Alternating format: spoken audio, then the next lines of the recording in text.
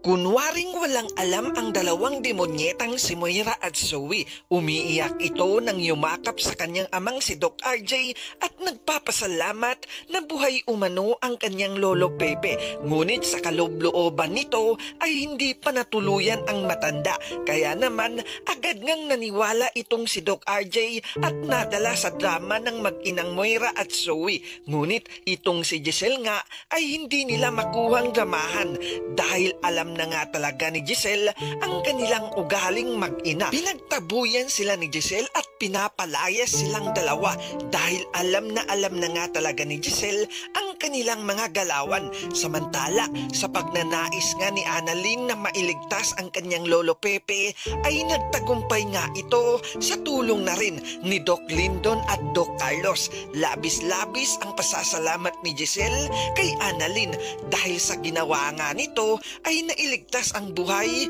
ang kanyang daddy. Ganon din itong si Doc RJ, labis din ang pasasalamat sa kanyang anak na si Annalyn dahil ligtas ang kanyang tatay. Sa pagpunta nga ng mga pulis sa H. Ridge Hospital ay ipinapaalam ito kay Giselle at Doc RJ na may nakuha silang medical supply sa hideout ni Balahaja at ang matindi pa dito, may mga fingerprints sa kanilang nakuha. Kaya ikinagulat ito ni Moira at Zoe dahil sa mga fingerprint na iyon ay mabubuking na silang dalawa.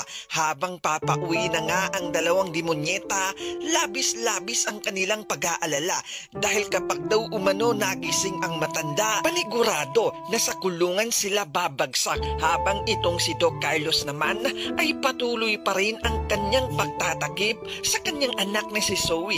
Ginagawaan niya ito ng paraan upang hindi ito mabisto at malaman ni na Giselle at Robert na si Zoe at Moira ang dumukot kay Lolo Pepe. Sa kabilang banda naman, habang kinakausap ni Annalyn ang kanyang Lolo Pepe ay nagalaw nga nito ang kamay.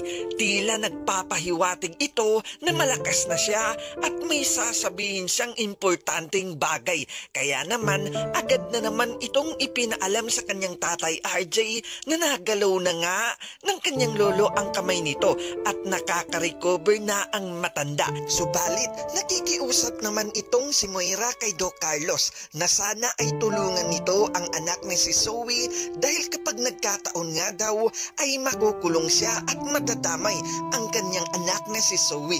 Kaya naman pupuntahan ni Doc Carlos itong si Don Pepe at kakausapin niya ito. Ang hindi nga alam ni Doc Carlos ay nagising ito at dinig lahat ang kanyang mga sinabi. Sa tingin nyo, malalaman na kaya ng mga pulis na ang totoong may-ari ng mga medical supply ay itong si Zoe? Mabibisto na kaya nila ang mastermind ay itong si Moira at magigising na kaya ang matanda sa kanyang success na operasyon? Ito ang ating dapat pang abangan sa abot kamay na pangarap.